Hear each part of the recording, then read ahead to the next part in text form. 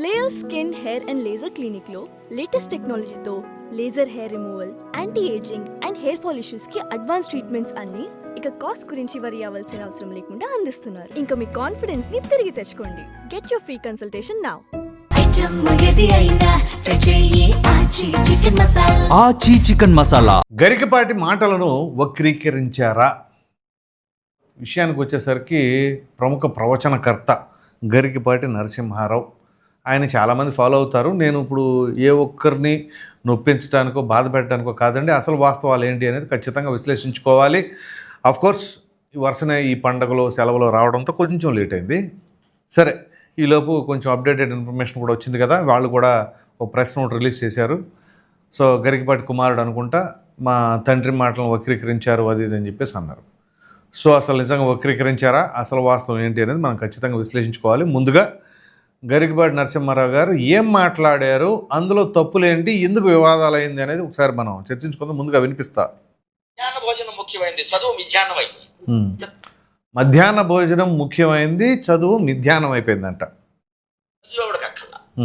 చదివేవాడికి అక్కర్లా, ఇది వక్రీకరించారంట.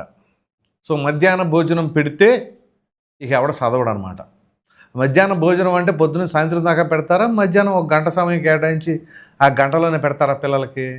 ఈ చదువు ఎక్కడ అక్కర్లేదంటే మరి మిగతా గంటలు ఏం చేస్తున్నట్టు చూద్దాం. ఇంకా గుడ్డెట్టారా గాడిద గుడ్డెట్టారా? ఒక వ్యక్తి తినేదాన్ని అంత ఎటకారంగా గుడ్డెట్టారా గాడిద గుడ్డెట్టారా అని అంటే దాన్ని వక్రీకరించడం అంటారా? ఎవరైనా నీ ఎదుటివాడు, ఇప్పుడు ఫర్ ఎగ్జాంపుల్ నేను తినేది ఇంకొకరు తినకపోవచ్చు, ఇంకొకరు తినేది నేను తినకపోవచ్చు. అంత మాత్రాన ఆ తినే పదార్థాన్ని ఎలా పడితే అలా మాట్లాడతాం అనేది ఎంతవరకు సమంజసం, ఎంత సంస్కారం అది? ఈయన ప్రవచనాలు చెబుతాడనే దానికంటే కూడా చమత్కారాలు, ఎటకారాలు ఎక్కువ ఉంటాయి. మాటకు ముందో ఎటకారం, మాట తర్వాత ఒక చమత్కారం ఉంటుంది. ఇది నేను గరికపాటి నరసింహారావు గారిని ఉద్దేశించి కాదు, ఆయన చేసే వ్యాఖ్యలను ఉద్దేశించి మాట్లాడుతున్నా. ఆయన వ్యాఖ్యలు చేస్తూ ఉంటే ఎదర కూర్చొని చప్పట్లు కొడతారే వాళ్ళని కూడా అంటున్నా. ఎందుకంటే ఎక్కడ చప్పట్లు కొట్టాలి, దేనికి చప్పట్లు కొట్టాలో కూడా తెలియాలిగా. ఆయన మాట్లాడాడు, ఒక ఎటకారం చెప్పాడు అనగానే కొంచెం హాస్యాస్పదంగా ఉందనగానే నవ్వుకోవటాలు, చప్పట్లు కొడతాలు, ఇది జరుగుద్ది. ఇంకా విందాం.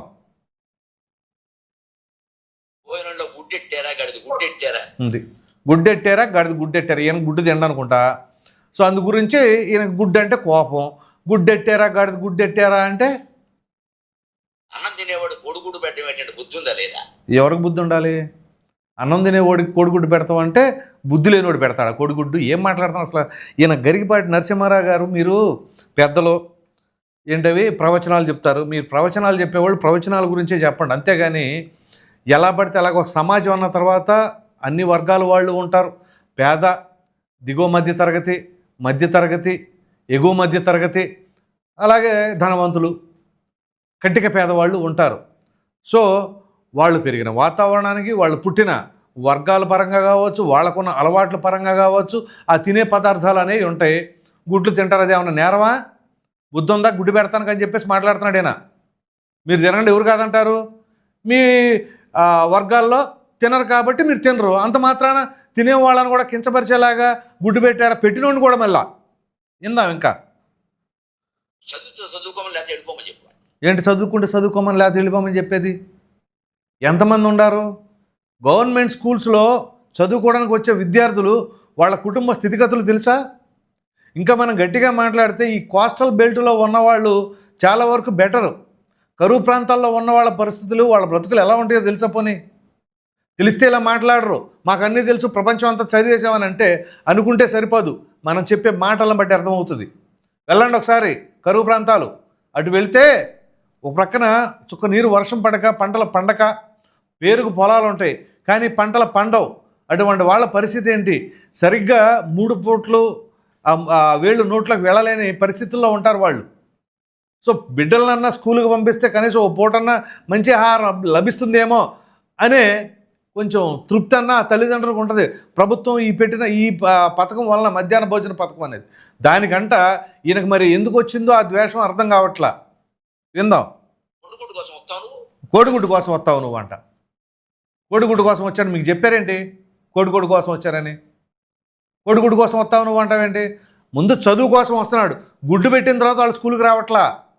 స్కూలుకు వాళ్ళు వెళుతూ ఉంటే అప్పుడు ప్రభుత్వం మధ్యలో పెట్టింది ఇది. మరి ఆ మాత్రం తెలియకుండా ఎలా మాట్లాడారు మీరు? ఈ గుడ్లు లెక్క రాయాలి మాస్టర్లు వాళ్ళ కర్మగారి. కర్మగాలి అంట. గుడ్లు లెక్కలు రాస్తే తప్పే ఉంటుంది. ఎంతమంది విద్యార్థులు ఎన్ని గుడ్లు అని చెప్పేసి రాస్తారు. అంతేగాని వైన్ షాపుల దగ్గర పెడితే తప్పు. గుడ్లు లెక్కలు రాస్తే తప్పు కాదు. ఇంకా విందాం. చదువు చెప్పక్కర్లా. చదువు చెప్పకరు. గుడ్లు లెక్కలు రాసేసి చదువు చెప్పకరు. చదువు చెప్పక్కర్లేదు అంటాడేంటి? ఇప్పుడు నేను అంటుంది విద్యార్థులనే కాదు, ఉపాధ్యాయులను ఉద్దేశించి కూడా అంటున్నారు చదువు చెప్పక్కర్లేదంటే. అంటే ఇప్పుడు గవర్నమెంట్ స్కూల్స్లో ఉపాధ్యాయులు ఎవరు పాఠాలు చెప్పట్లేదా? పాఠాలు చెప్పకుండానే ఫలితాలు వచ్చేస్తున్నాయా? ఏం మాట్లాడతారు గరికపాటి గారు మీరు? వీళ్ళే ఎన్ని గుడ్లు మిగిలే, ఎన్ని గుడ్లు మధ్యలో పేలే. ఇది ఈ ఎటకారాలే జనాలకు చెప్పి ఎన్ని గుడ్లు పేలాయంట. ఎందుకు ఈ ఎటకారాలు? మాటకు ముందో నమస్కారం, మాటకు తర్వాత నమస్కారం. నమస్కారాలకి ఏం తక్కువ ఉండవు, కానీ అవి సంస్కారవంతమైన మాటలా కాదా అనేది కూడా ఉంటుందిగా. నమస్కారానికి ముందు వెనకాల కూడా విందాం. ఎన్ని గుడ్లు ఈ మాస్టర్ తినేసాడు. ఇప్పుడు చదువు ఎన్ని గుడ్లు మాస్టర్ తినేశాడు. ఇది మళ్ళీ ఎటకారం. ఇక్కడ తింటే తింటారేమో ఒకటేరా. ఇప్పుడు దాన్ని అక్కడ ప్రవచనాలు చెప్పే దగ్గర అది సందర్భమేనా? విందాం. ఎందుకు చెబుతాడండి అసలు పిల్లలకు? పాటలు ఏంది? ఇంక పాఠాలు ఎందుకు చెబుతాడండి అంట. మరి ఏం చెప్తాడు మాస్టర్ పాఠాలు చెప్పక?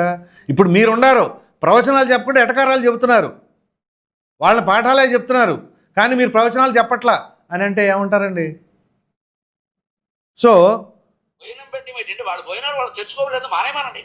ఎదుగుద్ది భోజనాలు పెట్టమేనండి. తెచ్చుకుంటే తెచ్చుకోమన్నా లేదా మానేమనండి అంట. ఇది పరిస్థితి. ఇక దీనిని బట్టి ఈ మాటను బట్టి అర్థం చేసుకోండి. ఎవరైనా ఆ మాట అంటారండి? ఇప్పుడు మన చుట్టూ సమాజంలో అనేక రకాల పరిస్థితుల్లో ఉన్న వాళ్ళు ఉంటారు, కుటుంబీకులు. సో పాపం ఆ పేద పిల్లలకి ఓ పూట పట్టెడు అన్నం పెడతంటే దాన్ని కూడా వారవలేకపోతే, లేదా దాని మీద ఎటకారాలు వేసుకుంటా. ఇంకా విందాం, ఇంకా ఉంది. అసలు అద్భుతమైన డైలాగ్ ఉంది ఇక్కడ. పిల్లలకు భోజనం పెట్టి పుస్తకాలు ఇచ్చి యూనిఫార్మ్ ఇన్ని ఇస్తే వాడు చదువుతాడా? చదవక ఏం చేస్తాడు? అవి ఇచ్చినా చదువుతాడు, ఇవ్వకపోయినా చదువుతాడు. అది వాడి ఇంట్రెస్ట్ మీద డిపెండ్ అయి ఉంటుంది. కానీ అవి ఇస్తే చదువుతాడా అంటే అవి ఇస్తే చదవరా? అసలు చదువు అవకాశాలు ఎటువంటి అవకాశాలు లేకపోతే పిల్లలు ఏమవ్వాలి? అది తెలుసుకోవాలి. లేకపోతే మనకేదో పరిస్థితులు బాగుండే కదా, మనం ఆర్థికంగా ఇదిలో ఉన్నాం కదా, ఇక మన కింద స్థాయికి వాళ్ళు కనపడరంటే పద్ధతి కాదు అది. బుక్స్ ఇవ్వడం తప్ప, యూనిఫామ్ ఇవ్వడం తప్ప, భోజనం పెడతాం తప్ప, వీటిలో ఏది తప్పు? కొడుకులో మంచం ఎక్కువ కూర్చుంటాడు. ఇది శోభనం పెళ్లి కొడుకులా మంచం ఎక్కి కూర్చుంటాడంట. అది పరిస్థితి ఈయన మాటలు. దీనికి సప్పట్లు కొట్టే బ్యాచ్ ఎదురుగా ఉండటం. ఈ వీడియో చాలా ఘాటుగా ఉంటుందండి. ఎందుకంటే పేద విద్యార్థులు రేపటి భవిష్యత్తు వాళ్ళు. అటువంటి వారిని ఉద్దేశించి ఇలా మాట్లాడితే ఎవరికైనా సరే అది బాధ్యత, దాన్ని వ్యక్తపరచాలా ఎంతవరకు వాస్తవం ఉంది అని. ఏ వ్యక్తి అయినా సరే ఎటువంటి మాటలు మాట్లాడితే ఖండించాలి ఖచ్చితంగా.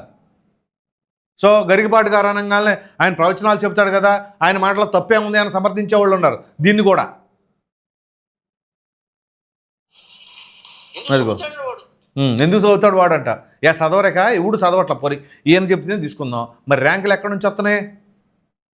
ప్రభుత్వ పాఠశాలల్లో చదివిన విద్యార్థుల్లో మండలం ఫస్టు, జిల్లా ఫస్ట్ సాధించిన స్కూల్లో విద్యార్థులు ఉన్నారు. వాళ్ళకి ఎక్కడి నుంచి వచ్చినాయి? వాళ్ళు మధ్యాహ్నం పూట భోజనం చేశారు, గుడ్డు తిన్నారు, అయినా సరే వచ్చినాయే. విద్యార్థికి ఎన్ని సౌకర్యాలా? విద్యార్థికి ఇన్ని సౌకర్యాల అవసరం ఏంటి? అవసరమే. చదువు రావట్లేదు ఎవరికి? చదువు రావట్లేదు ఎవరికి మీరు ఎలా చెప్తారు? మీరు ఎంతమంది ప్రోగ్రెస్ కార్డులు చూస్తున్నారు? మీరు చదువు రావట్లేదు, వాళ్ళ ప్రోగ్రెస్ లేదు అని వస్తున్నాయి. అందులో బల్లి పడింది, పిల్లి పడింది, పడదా? ఇది ఒక ఎటకారం. మళ్ళీ బల్లి పడింది, పిల్లి పడింది. ఇంట్లోనే మనం వంట చేసుకుంటే మన కిచెన్లోనే పడతాయి పురుగులో ఏదో ఒకటి. పడదా అంటే మీ ఇంట్లో పడవా? ఏం మాట్లాడుతున్నారో. ఆ వండి పెట్టే వాళ్ళకి డబ్బులు ఉండవు. ఎక్కడి నుంచి ఇస్తారు? ఎంతమందికి ఇస్తారమ్మా? దార పోస్తారు ప్రభుత్వం వాళ్ళు. ఎక్కడి నుంచి డబ్బులు? వండి పెట్టే వాళ్ళకి డబ్బులు ఉండమంటారు ఏంటండి? అవి ప్రభుత్వానికి సంబంధించిందండి. వండి పెట్టే వాళ్ళకి డబ్బులకే సంబంధం. ఎక్కడ నుంచి తెచ్చిస్తారంటే ప్రభుత్వం ఎక్కడి నుంచి తెచ్చిస్తుంది. అప్పుల్లో ఉందని మాట్లాడితే అది వేరు. నీ డబ్బులు పెట్టి నువ్వు చదువుకో, నీ అన్నం నువ్వు తిను, నీ బట్టలు నువ్వు కట్టుకో. ఇది ఇప్పుడు నేను చెప్పాలి. నీ బట్టలు నువ్వు కట్టుకో, నీ అన్నం నువ్వు తిను, నీ పుస్తకాలు నువ్వు కొనుక్కో అంటే ఆ పుస్తకాలు కొనుక్కునేవాళ్ళు ఆ స్తోమత ఉంటే ఇక వాళ్ళకి ఆ బాధలు ఏముంటాయి? చదువు. ప్రభుత్వం పని ఏమిటంటే ఉభయ తెలుగు రాష్ట్రాల పెద్దలందరూ వింటారు నా కెమెరా ద్వారా కాబట్టి చెబుతున్నా. విన్నారు కాబట్టి చెబుతున్నారులేండి. ప్రభుత్వం కర్తవ్యం బాగా చదువు చెప్పడం తప్ప పుస్తకాలు ఇవ్వడం, బట్టలు పుట్టించడం, అన్నం పెట్టడం కాదు. కాదు, ప్రభుత్వ బాధ్యత బాగా చదువు చెప్పడం. ఓకే, అది ఒకటి. తప్ప ఇవన్నీ ఉండకూడదు అనేది మాత్రం మీరు మాట్లాడే తప్పు, అక్షరాల తప్పే. ప్రభుత్వ బాధ్యత ఏంటి? ప్రతి ఒక్కరి బాగోగులు చూడాలి. చదువు అంటే చదువు ఒక్కటనే కాదు. ఆ పిల్లవాడికి తిండి లేదనుకోండి, వాడు స్కూల్లో పాఠాలు ఏ విధంగా వినగలుగుతాడు? శారీరకంగా వాడికి కడుపులో ఎంతో కొంత ఫుడ్ ఉంటే అప్పుడు ప్రశాంతంగా పాట వింటాడు. ఓ ప్రక్కన ఫుడ్ లేదనుకోండి, వాడు ఆకలితో అలమటించిపోతా ఉన్నప్పుడు పాఠాలు ఏమి వింటాడు? ఏమండి గరికపాటి గారు, ఈ చిన్న లాజిక్లు మర్చిపోతే ఎలాగండి మీరు? మీకు మేము చెప్పడం అంటే నాకు చాలా బాధగా ఉంది మీ వయసుకి. ఇదిగో నమస్కారం. మళ్ళీ వాళ్ళ సప్పట్లో మేము ఖచ్చితంగా చదువు చెప్పిస్తాం, నీ జీవితానికి బాధ్యత వహిస్తాం. నీకు నమ్మకం ఉంటేరా, లేకపోతే వెళ్ళిపో. నమ్మకం ఉంటేరా లేకపోతే వెళ్ళిపో అంటే ఏమైనా ప్రవచనాల సభలా లేకపోతే స్వామీజీ సూక్తులా? నమ్మకం ఉంటే స్వామీజీ దగ్గరికి కొత్త ఆశీర్వాదాలు తీసుకోరనుకోండి. స్కూల్ అది. ఒక్కొక్క విద్యార్థికి ఒక్కొక్క టాలెంట్ ఉంటుంది. అందరికీ చదువు మీదే ఉండదు. కొంతమంది డ్యాన్స్లు, కొంతమంది స్పోర్ట్స్లో, ఇంకొంతమంది వేరే కళారంగం పైన అనేక రకాలుగా ఉంటాయి. అవేంటో గుర్తించి దానికి తగినట్టుగా వాళ్ళని మలచగలిగితే వాళ్ళు ఉన్నత శిఖరాలకు ఎదగలుగుతారు. అంతేగాని చదువు రావట్లేదు ఇట్లా పెడితే భోజనాలు పెడితే చదువు రాదనేది ఇది ఎక్కడ ఇంకో అర్థం కావట్లా.